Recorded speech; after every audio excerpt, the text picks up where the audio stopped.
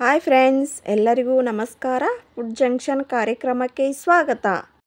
Friends, ಇವತ್ತು ನಾನು ಉತ್ತರ ಕರ್ನಾಟಕದ ರೆಸಿಪಿಯಾದ ಧಾರವಾಡ ಪೇಡ ರೆಸಿಪಿಯನ್ನು ನಾನು ನಿಮ್ಮ ಜೊತೆ ಶೇರ್ ಮಾಡ್ಕೋತಾ ಇದ್ದೇನೆ. ಹಾಗಿದ್ದರೆ ಧಾರವಾಡ ಪೇಡ ಮಾಡುವ ವಿಧಾನವನ್ನು ತಿಳಿದುಕೊಳ್ಳೋಣ ಬನ್ನಿ. ಮೊದಲಿಗೆ ಬೇಕಾಗುವ ಸಾಮಗ್ರಿಗಳು: ಸಕ್ಕರೆ, ಏಲಕ್ಕಿ ಪೌಡರ್, ಮಿಲ್ಕ್ ಪೌಡರ್. ಮೊದಲಿಗೆ ಧಾರವಾಡ ಪೇಡವನ್ನು ಮಾಡಲು ಬೂರಾ ಸಕ್ಕರೆಯನ್ನು ರೆಡಿ ಮಾಡ್ಕೋಬೇಕು. ನಾನು 1.5 ಬೌಲ್ ಸಕ್ಕರೆಯನ್ನು ಹಾಕಿಕೊಳ್ತಾ ಇದ್ದೇನೆ. ಅದಕ್ಕೆ ಅರ್ಧ ಬೌಲ್ನಷ್ಟು ನೀರನ್ನು ಸೇರಿಸಿಕೊಳ್ಳಿ. ನೀರನ್ನು ಹಾಕಿದ ಮೇಲೆ ಸಕ್ಕರೆ ಕರಗ್ತಾ ಹೋಗುತ್ತೆ.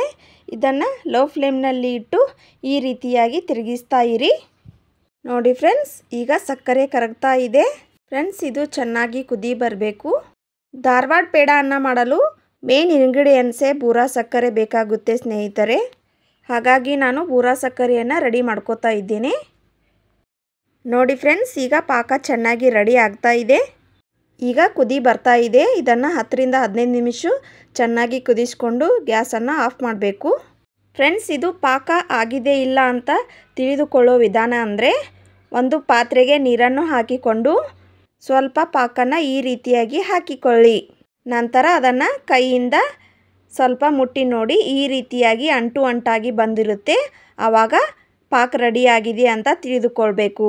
ಫ್ರೆಂಡ್ಸ್, ಗ್ಯಾಸ್ ಆಫ್ ಮಾಡಿದ ಮೇಲೆ ಇದಕ್ಕೆ ಇನ್ನೂ ಕೆಲಸ ಇದೆ. ಈ ರೀತಿಯಾಗಿ ತಿರುಗಿಸ್ತಾ ಇರಿ. ಇದು ಪೂರ್ತಿ ತಣ್ಣಗಾಗುವವರೆಗೂ ಈ ರೀತಿಯಾಗಿ ತಿರುಗಿಸ್ತಾ ಇದ್ದರೆ ಇದು ಉದುರಾಗೆ ಬರುತ್ತೆ. ನಾವು ಇದನ್ನು ಎಷ್ಟು ತಿರುಗಿಸ್ತಾ ಇರುತ್ತೇವೋ ಅಷ್ಟು ಬೂರಾ ಸಕ್ಕರೆ ಚೆನ್ನಾಗಿ ಉದುರಾಗೆ ಬರುತ್ತೆ. ಫ್ರೆಂಡ್ಸ್, ಇದನ್ನು ಮಧ್ಯದಲ್ಲಿ ತಿರುಗಿಸ್ತಾ ಇರೋದನ್ನು ಬಿಡಬೇಡಿ, ಏಕೆಂದರೆ ಇದು ಗಟ್ಟಿಯಾಗುತ್ತೆ. ಫ್ರೆಂಡ್ಸ್, ಇವಾಗ ನೋಡಿ ಸಕ್ಕರೆ ಸ್ವಲ್ಪ ಉದುರಾಗೆ ಬರ್ತಾ ಇದೆ. ಹೀಗೆ ಇನ್ನೂ ಸ್ವಲ್ಪ ತಿರುಗಿಸ್ತಾ ಇರಿ. ಫ್ರೆಂಡ್ಸ್, ಇದು ಕಂಟಿನ್ಯೂಸ್ ಆಗಿ ಕೈ ಆಡ್ತಾನೆ ಇರಬೇಕು, ಅಂದ್ರೇ ಬೂರಾ ಸಕ್ಕರೆ ಚೆನ್ನಾಗಿ ಬರೋದು. ಫ್ರೆಂಡ್ಸ್, ಇದನ್ನು ಚೆನ್ನಾಗಿ ಕಲಿಸ್ತಾ ಇರಬೇಕು. ಇದರಲ್ಲಿ ಗಂಟಿರುತ್ತೆ. ಈ ರೀತಿ ಕಲಿಸೋದ್ರಿಂದ ಗಂಟು ಒಡೆದು ಹೋಗುತ್ತೆ. ನೋಡಿ ಫ್ರೆಂಡ್ಸ್, ಇವಾಗ ಬೂರಾ ಸಕ್ಕರೆ ರೆಡಿಯಾಗಿದೆ. ಎಷ್ಟು ಉದುರಾಗೆ ಬಂದಿದೆ ಅಂತ. ಈಗ ನಾವು ಇದನ್ನು ಜರಡೆಗೆ ಹಾಕಿಕೊಂಡು ಇದನ್ನು ಚೆನ್ನಾಗಿ ಸಾಣಿಸಿಕೊಳ್ಳಿ. ಸಕ್ಕರೆ ತುಂಬ ಸ್ಮೂತಾಗಿ ಇರಬೇಕು. ಗಂಟಾಗಿ ಇದ್ದರೆ ಧಾರವಾಡ ಪೇಡ ಚೆನ್ನಾಗಿ ಬರುವುದಿಲ್ಲ. ಅದಕ್ಕೆ ನಾನು ಸಾಣಿಸ್ಕೊಳ್ತಾ ಇದ್ದೇನೆ. ನೋಡಿ ಫ್ರೆಂಡ್ಸ್, ಎಷ್ಟು ಚೆನ್ನಾಗಿ ಉದುರಾಗಿ ಬಂದಿದೆ. ಮೇಲೆ ಬಂದಿರುವ ಸಕ್ಕರೆ ಫ್ರೆಂಡ್ಸ್ ಅದು ವೇಸ್ಟ್ ಆಗಲ್ಲ. ಕಾಫಿಗೋ ಟೀಗೋ ಹಾಕಿ ಯೂಸ್ ಮಾಡ್ಕೋಬೋದು. ನೋಡಿ ಫ್ರೆಂಡ್ಸ್, ಎಷ್ಟು ಚೆನ್ನಾಗಿ ಬಂದಿದೆ. ಫ್ರೆಂಡ್ಸ್, ನಾನು ಒಂದು ಪಾತ್ರೆಗೆ ತುಪ್ಪವನ್ನು ಹಾಕಿಕೊಳ್ತಾ ಇದ್ದೇನೆ. ನಂತರ ತುಪ್ಪ ಸ್ವಲ್ಪ ಬಿಸಿ ಆದಮೇಲೆ 2 ಬೌಲ್ ಹಾಲಿನ ಪೌಡರನ್ನು ಹಾಕಿಕೊಳ್ಳಿ. ಫ್ರೆಂಡ್ಸ್, ಹಾಲಿನ ಪೌಡರ್ ಹಾಕಿದ ಮೇಲೆ ತುಪ್ಪದಲ್ಲಿ ಇದನ್ನು ಚೆನ್ನಾಗಿ ಮಿಕ್ಸ್ ಮಾಡಿಕೊಳ್ಬೇಕು. ಫ್ರೆಂಡ್ಸ್, ಇದನ್ನು ಚೆನ್ನಾಗಿ ಹುರಿದುಕೊಳ್ಬೇಕು. ಕಂಟಿನ್ಯೂಸ್ ಆಗಿ ಕೈ ಆಡಿಸ್ತಾನೆ ಇರಬೇಕು. ಫ್ರೆಂಡ್ಸ್, ತುಪ್ಪದಲ್ಲಿ ಹಾಲಿನ ಪೌಡರನ್ನು ಹೇಗೆ ಹುರಿದುಕೊಳ್ಬೇಕು ಅಂದರೆ, ಪೇಡ ಕಲರ್ ಬರುವವರೆಗೂ ಇದನ್ನು ಹುರಿದುಕೊಳ್ಬೇಕು. ಫ್ರೆಂಡ್ಸ್, ಮೀಡಿಯಮ್ ಫ್ಲೇಮ್ನಲ್ಲಿ ಇಟ್ಟು ಇದನ್ನು ಹುರಿದುಕೊಳ್ಳಿ. ಫ್ರೆಂಡ್ಸ್, ಇದು ಹುರಿದುಕೊಳ್ಳುತ್ತಾ ಇದು ಕಲರ್ ಚೇಂಜ್ ಆಗುತ್ತಾ ಹೋಗುತ್ತೆ. ಕಂಟಿನ್ಯೂಸ್ ತಿರುಗಿಸ್ತಾ ಇರಿ, ಏಕೆಂದರೆ ಇದು ತಳ ಹಿಡಿಯುತ್ತೆ. ಈಗ ನಾನು ಇದಕ್ಕೆ ಸ್ವಲ್ಪ ಹಾಲನ್ನು ಹಾಕಿಕೊಳ್ತಾ ಇದ್ದೇನೆ. ಸ್ವಲ್ಪನೇ ಹಾಲನ್ನು ಹಾಕ್ತಾ ಚೆನ್ನಾಗಿ ಮಿಕ್ಸ್ ಮಾಡಿಕೊಳ್ಳಿ. ಹಾಲನ್ನು ಹಾಕಿದ ಮೇಲೆ ಹಿಟ್ಟು ಮೆದು ಆಗ್ತಾ ಕಲರ್ ಕೂಡ ಚೇಂಜ್ ಆಗುತ್ತೆ.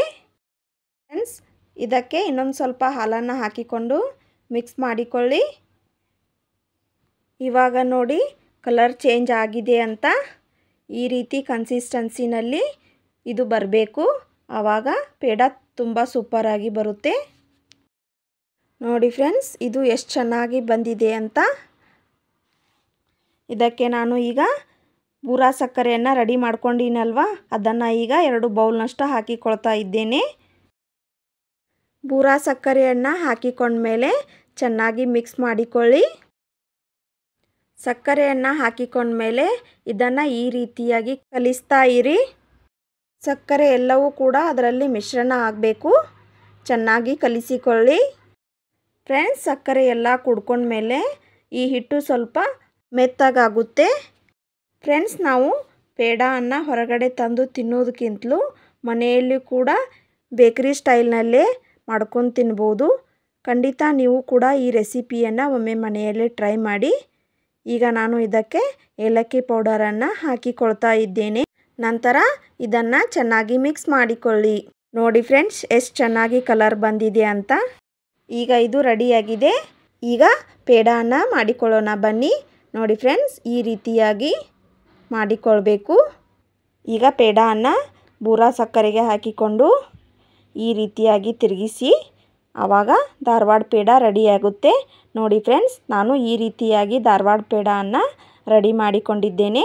ಕಲರ್ ಕೂಡ ಎಷ್ಟು ಸೂಪರಾಗಿ ಬಂದಿದೆ, ಎಷ್ಟು ಶೈನಿಂಗ್ ಕೂಡ ಬಂದಿದೆ.